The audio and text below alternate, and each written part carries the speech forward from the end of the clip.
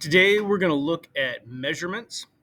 So first off, this is where we're going to go through the entire thing. Um, but first, we're just going to talk about what measurements kind of are. So we have qualitative, meaning we use descriptors, not numbers. So like the person is tall. And then quantitative, which uses numbers. So like that person is 190 centimeters tall. Now, anytime that we use quantitative data, we need to have units. So these are standards for measuring. For example, length is in meters, volume, liters, area. An example is acres.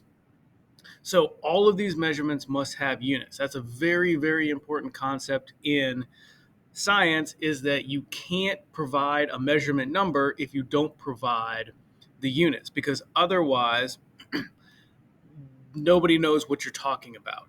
Okay, so every time that you provide a measurement, it has to have units. And so we're going to be doing a lot with units. Now, rounding is something that most people think that they fully understand, but there are a few rules here that you may not be super familiar with.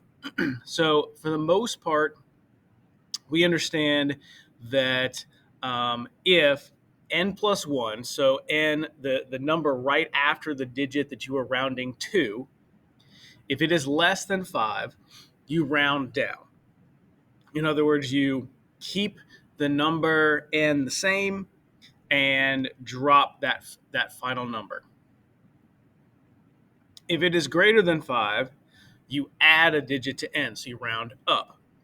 The difference, the new thing for some of you may be that if n plus 1 is equal to exactly 5, then you're going to round to make the number n an even number. So here are some examples for how to round. So obviously in the first number here, n plus 1 was greater than 5, so we're going to round up to a 6. It's less than 5, so we're going to round down and leave it as a 5. Now, on these last two, it's exactly 5. So in the first one, n, which is 7, is an odd number. So we are going to round up to make it an even number. In the last one, it is already an even number. It's a 6. So we are going to leave it the same. So the idea here is based on statistics to make sure that everything remains as accurate as possible. You're always going to round a 5 to make the end number be even. Okay, now let's talk about SI units. So this is the metric system. This is the type of units that we are going to use in science. And there's a bunch of different measurements here, and they use prefixes that are based on the system of tens. So it should be pretty easy. So you have this handout that we are going to complete while doing this video. All right, so these are the bases. In other words, what is the base measurement for each of these values? So for length, it's going to be a meter, mass, kilogram, volume in liters for liquids, volume for solids is going to be the cubic centimeter, which we will also find out that the cubic centimeter is exactly the same as a milliliter. Time is second, and temperature is in Celsius or Kelvin. They use the same differences between the same scale. They just start at a different place, and we'll get into that more later. So if we start at the base, like say the meter, and we get bigger distances, we are going to be using these prefixes. So deca means that a decameter is 10 times bigger, longer than a meter. Now, what that means is, though, that if you are converting from a meter to decameters, you multiply by 0.1, or the same as you divide by 10.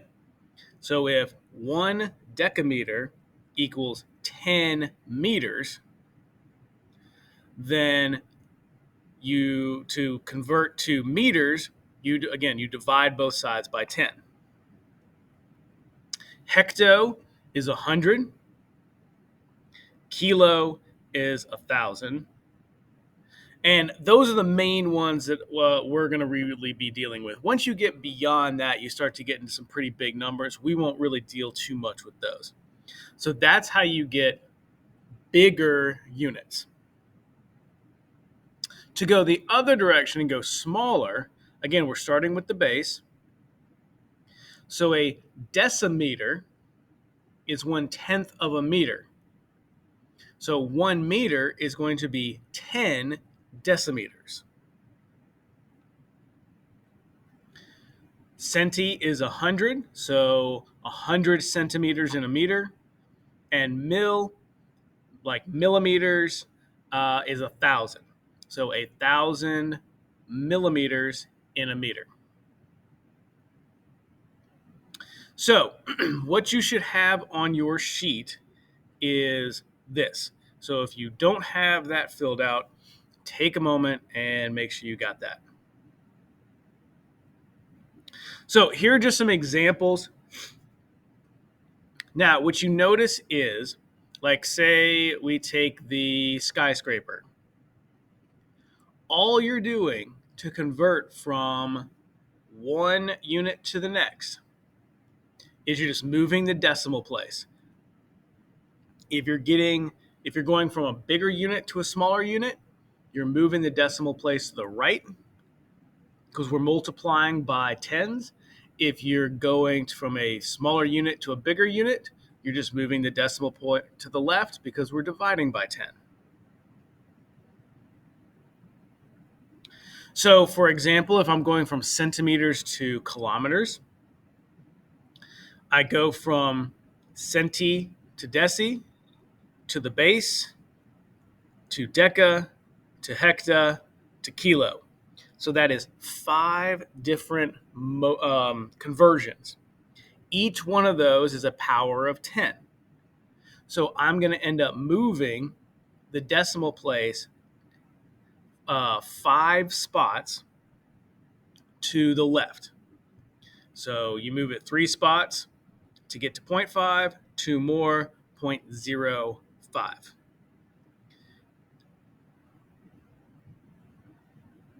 Now, we can also do this by using conversion factors, which we will do a lot more coming up. But if I know that there are 10,000 centimeters in a kilometer, because again, it's 10 to the 5th, then what I end up doing is canceling out the centimeters. And so again, I'm just dividing 500 by 10,000 and I get the same thing, 0.005 kilometers. So the idea here is that moving the decimal place and dividing by some factor of 10, that's the exact same thing. So whatever, if this is 10 to the 5th versus, whatever, you're moving the decimal place that many times. All right, so here's some basic practice. So we're going from deciliters to centiliters. So in this case, deci is 1 above centi. So we're going to a smaller unit. So we're going to move the decimal place to the right. Meters to millimeters. We're going from bigger unit to smaller unit. So there's 1,000 millimeters in a meter. And then milliliters to kiloliters. we move that over 6 times because there's 1,000 and then another 1,000. So that's 6 decimal place movements. Now, there are a few that you just need to know because we live in the United States that even though we formally have adopted the metric system, we practically don't use it pretty much at all. So many of the things that you will see are in imperial units and not metric. So it's handy to know some conversions just off the top of your head. So, for example, 1 pound, and these are somewhat rounded, but this is what we're going to go with, is 454 grams. An inch is 2.54 centimeters. That's a really important one to remember. And a gallon is 3.78 liters. So these are things for you to remember. All right, next time we will do scientific notation.